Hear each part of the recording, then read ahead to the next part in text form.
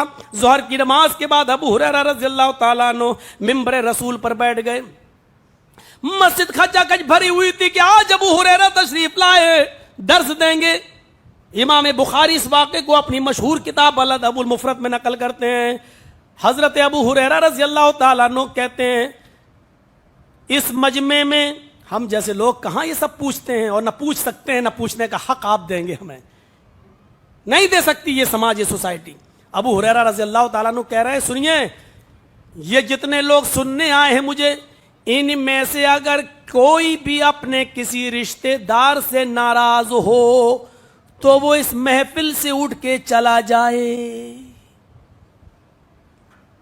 اگر ہم کہہ دیں تو آدھی نہیں بلکہ پوری مسجد خالی ہو جائے گی. ابو ہریرہ رضی اللہ تعالیٰ عنہ نے کہا کہ اگر کوئی اپنے کسی رشتہ دار سے ناراض ہے تو اٹھ کے چلا جائے. کوئی نہیں اٹھ رہا ہے. ایک نوجوان نے ضرور اپنا سر نیچے کر لیا، چادر آدر اوڑھتے تھے، سر پہ ڈال لی. ابو ہریرہ رضی اللہ تعالیٰ عنہ نے کہا کوئی اٹھا نہیں. اللہ کی قسم اگر کوئی بھی، میں اس کو اللہ کا واسطہ دیتا ہوں، اگر کوئی بھی اپنے کسی رشتہ دار سے ناراض ہو تو وہ اٹھ کر چلا جائے. اس نوجوان نے اپنا پورا چہرہ چھپا لیا اور اٹھ کے جانے لگا. مسجد کے باہر دروازے پر پہنچ کر پلٹتا ہے اور کہتا ابو ہریرہ میں بھی آپ کو اللہ کا واسطہ دیتا ہوں، آپ اس وقت تک درس نہیں دیں گے، کوئی حدیث نہیں سنائیں گے جب تک کہ میں جس سے ناراض ہوں اس سے گلہ اور شکوہ دور کر کے میں واپس نہیں آ جاتا. میں نہیں چاہتا کہ محمد رسول اللہ کی وہ حدیث سننے سے میں محروم رہ جاؤں. گیا اور اپنی خالہ کے بعد جاتا ہے، ان کو مناتا ہے اور معافی تلافی کرتا ہے، اور خالہ نے بھی صدق دل سے اپنے بھانجے کو معاف کر دیا. پھر آتا ہے، خالہ نے چلتے وقت اتنا ضرور کہا بھانجے میری طرف سے ابو ہریرہ رضی اللہ تعالیٰ عنہ سے اتنا سوال کر لینا کہ ایک آدمی اگر محفل میں اگر ناراض ہے تو اس سے فرق کیا پڑتا تھا، پورے مجمع کو آپ نے حدیث کیوں نہیں سنائی؟ ایک دو آدمی اگر ناراض ہیں تو رہنے دیں، کیا فرق پڑتا ہے؟ لیکن ایک دو آدمیوں کی وجہ سے آپ نے حدیث سنانے ہی سے منع کر دیا اور یہ کہا کہ میں اس وقت تک نہیں بولوں گا جب تک کہ جو ناراض ہیں وہ اٹھ کے نہیں چلے جاتے. آخر کیا فرق پڑ رہا تھا آپ کے اوپر؟ یہ مسئلہ پوچھ لینا میری طرف سے. نوجوان آتا ہے، اب اس کا چہرہ کھلا ہوا ہے، اپنی نشست پر آ کر بیٹھتا ہے، کہتا ہے ابو ہریرہ میں نے پوچھ لیا، میں نے معاف کر لی، میں نے معافی تلافی کر لی، میری خالہ مجھ سے ناراض تھی. اس پوری بستی میں طائف میں صرف ایک آدمی ایسا نکلا جو اپنی خالہ سے ناراض تھا، لیکن یہ ناراضگی بھی اتنی بڑی نہیں تھی کہ موت و مٹی اور خوشی اور غمی میں ایک دوسرے کو بلانا چھوڑ دیا جائے. معافی فوراً ہو گئی.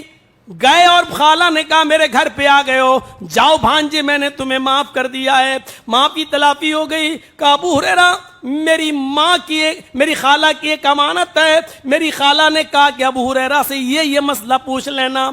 آج میں آپ سے یہ پوچھنا چاہتا ہوں تاکہ میں اپنی خالہ کو اس بات کا جواب دے دوں.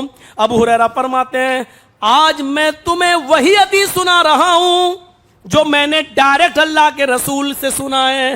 میرے اور اللہ کے رسول کے درمیان کوئی تیسرا آدمی موجود نہیں تھا. اللہ کے نبی نے وہ مجھے بتایا، میں وہ آپ کو اس مجمع میں بتا رہا ہوں، اور یہی حدیث ہی آج میرا درس ہوگا. میں نے جناب محمد رسول اللہ صلی اللہ علیہ وسلم سے سنا ہے، آپ نے فرمایا جس محفل میں، جس مجلس کے اندر اگر ایک بھی شخص اپنے کسی رشتہ دار سے ناراض ہو کر آیا ہے اور بیٹھا ہوا ہوتا ہے تو پوری کی پوری مجلس پر اللہ کی رحمت و غشیت پھر نازل نہیں ہوتی ہے. اللہ اپنی رحمت اور اپنی غشیت کو روک لیتا ہے، پھر وہ پوری کی پوری مجلس اس سے محروم کر دی جاتی ہے. میں نے یہ سوچا کہ جب اللہ کی رحمت ہونا ہی نہیں ہے تو میں اپنا وقت کیوں برباد کروں؟ جب رحمت کے فرشتے آئیں گے ہی نہیں تو اپنا وقت میں کیوں برباد کروں؟ اس لیے میں نے سوچا کہ میں اس شخص شخص کو بھی یا تو وہ ناراض ہے تو معافی تلافی کر کے آ جائے یا پھر اس مجلس سے چلا جائے تاکہ اللہ کی رحمت و غشیت نازل ہونے لگے, رحمت برسنے لگے. جس مجلس میں ایک آدمی بھی اپنے کسی رشتہ دار سے ناراض ہے تو اللہ تعالیٰ پوری مجلس سے رحمت کو روک لیتا ہے. میرے بھائیوں, ہماری مجلسوں کا کیا حال ہوگا, ہمارے جلسے جلوسوں کا کیا حال ہوگا, یہ تو اللہ ہی بہتر جانے, کیونکہ یہ پاور ہمیں بھی نہیں ہے. کیونکہ آپ بھی سوال کریں گے, ہمارے بارے میں پوچھتا ہے, تیرے بھی رشتہ دار مولوی صاحب تم سے ناراض ہوں گے, اور اس میں کوئی شک نہیں ہے. میرے بھائیوں, ہم بھی انسان ہیں, علماء بھی انسان ہیں, حافظ بھی انسان ہیں. ایک دوسرے کی رشتہ داری ایک دوسرے سے لگی ہوئی ہے اور ہر گھر کا یہ میٹر ہو چکا ہے. لیکن اللہ کے رسول کے جو اوصاف حمیدہ حضرت خدیجہ رضی اللہ تعالیٰ عنہا نے بتائے تھے, آپ کو معلوم ہے جب اللہ کے نبی غار ہرا میں گئے اور آپ کو دبوچا گیا اور بھیچا گیا, اور آپ خود فرماتے ہیں لقد خشیت علی نفسی, مجھے ایسا لگا کہ کہیں میری جان نہ چلی جائے. اور پھر غار ہرا چھوڑ کر جب گھر پہ آئے, کہا خدیجہ چادر اڑاؤ, زمبلونی زمبلونی, مجھے کمبل چادر اڑاؤ. چادر اڑا دی گئی. کیا ہوا کہ مجھے ڈر لگتا ہے, مجھے اپنی جان کا ڈر لگ رہا ہے, کہیں میری جان نہ چلی جائے. پھر پورا واقعہ بتایا کہ غار ہرا میں ایسا ایسا ہوا. خدیجہ مجھے بہت ڈر لگ رہا کہ میری جان نہ چلی جائے. یہ کیا تھا, کون تھا جو غار ہرا میں آیا تھا اور جس نے مجھے دبوچا, مجھے بھیجا؟ تو حضرت خدیجہ نے جو تسلی دی, اور تسلی دیتے ہوئے جو فرمایا, کلا واللہ لا یخزیک اللہ ابدا. بخاری کتاب و بدل وحی کے الفاظ پر غور کیجئے. نہیں میرے سرتاج, میرے شوہر, ایسا کیسے ہو سکتا ہے کہ آپ کو کوئی جنات دبا دے, آپ پر کوئی شیطان حملہ کر دے؟ نہیں, آپ نے آج تک کوئی برا کام ہی نہیں کیا ہے.